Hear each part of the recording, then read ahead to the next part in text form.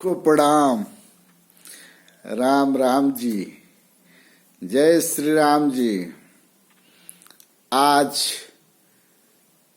Railway बिक गया, air India बिक गया, एयरपोर्ट बिक गया, बिक रहा है भारत का कोना कोना।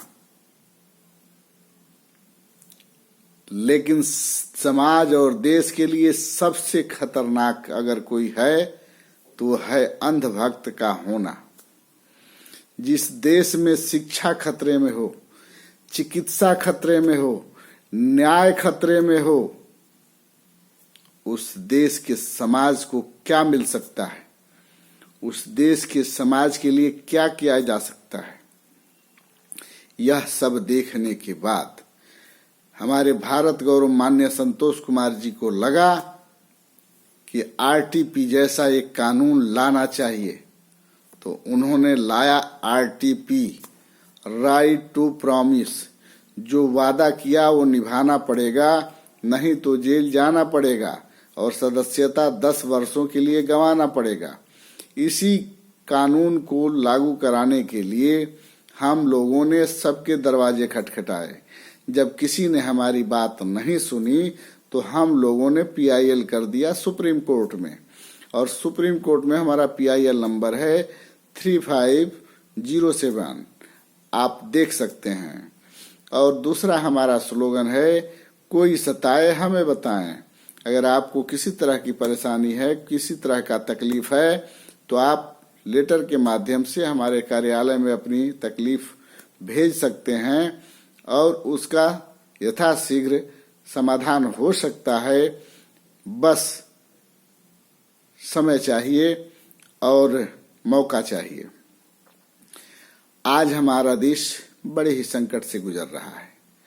न 100 स्मार्ट सिटी बनी, जो गांव गोद में लिए गए थे वो गोद से अभी उतरे नहीं। जो भी वादे हुए थे, सड़क की दुर्दशा आप लोग देख ही रहे हैं, गड्ढा मुक्त अभी तक नहीं हुआ। जो हमारे देश में मर्डर हो रहे थे, मर्डर, वो रुकने का नाम नहीं ले रहा है, बढ़ता ही जा रहा है। जो हमारे देश में बलात्कार होते थे, वो भी रुकने का नाम नहीं ले रहा है, वो भी बढ़ता जा रहा है। जो हमारे देश में चोरी छिनैती होती थी, वो भी रुकने का नाम नहीं ले रहा है, बढ़ता ही जा रहा है। अफसरों की मनमानी, वो भी रुकने का नाम नहीं ले रहा है, वो भी बढ़ता जा रहा है। अफसरों की घूसखोरी, वो भी मान नहीं ले रहा है, वो भी बढ़ता जा रहा है। जब मुलायम सिंह की सरकार थी तो 2 चक्के की गाड़ी रोकने के बाद 50 रुपया लिया जाता था, अगर कागज पत्तर हेलमेट नहीं है तब। मायावती जी की सरकार आई तो वो चार्ज 1000 रुपया हुआ। अखिलेश जी की सरकार आई, वह चार्ज 100 रुपया हुआ। और हमारे मोदी जी की जब सरकार आई तो 5000 हुआ। हमें और हमारे समाज को किसी तरह का कोई सुख सुविधा नहीं मिल रहा है। सुख सुविधा में सुख सुविधा एक ही मिल रहा है, 5 किलो अनाज और 2000 किसानों को रुपया। लेकिन उसके बदले सामानों का दाम बढ़ाकर, तेल का दाम बढ़ाकर, भाड़ा किराया बढ़ाकर, उससे अधिक सरकार हमसे ले रही है। गैस सिलेंडर का दाम बढ़ाकर, तमाम वस्तुओं का दाम बढ़ाकर, बिस्किट, नमकीन, नमक का दाम बढ़ाकर, जीएसटी के माध्यम से या किसी न किसी तरह से कान इधर से ना पकड़ के इधर से पकड़ के ले रही है।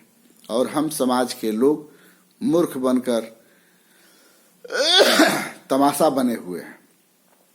न हम बोल सकते हैं, न हम कुछ कर सकते हैं, क्योंकि ईडी उनके हाथ में है, पुलिस उनके हाथ में है, सरकार उनकी है, व्यवस्थाएं उनकी है, जज वकील उनके हैं, सारा व्यवस्था उनका है। इसलिए हम कुछ बोल नहीं सकते।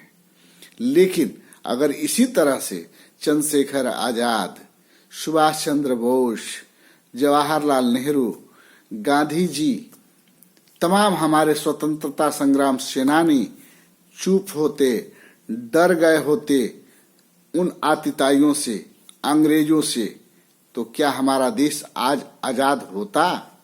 नहीं होता।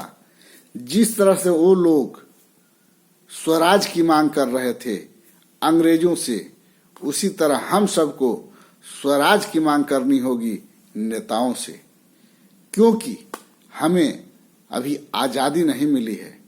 हम अंग्रेजों से भी अधिक चूसे जा रहे हैं, हम अंग्रेजों से भी अधिक सताए जा रहे हैं। इसलिए निवेदन है, वंदन है, अभिनंदन है कि आप सभी लोग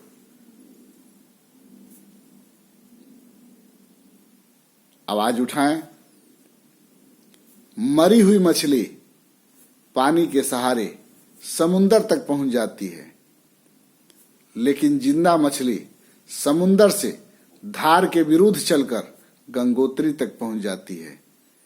तो आप गंगोत्री पहुंचने का प्रयास करें, न कि समुंदर में। आप आवाज उठाएं और अपने बच्चों की हिफाजत की नेम कार्य करें। अगर आप नहीं उठेंगे तो बच्चे आपसे भी मुश्किल में रहेंगे, क्योंकि सरकारें आएंगी जाएंगी, लेकिन जो दाम बढ़ जाएंगे वो घटेंगे नहीं, बढ़ते ही जाएंगे। इसलिए इस पर काबू जरूरी है। जय हिंद, जय भारत, जय सर्व समाज।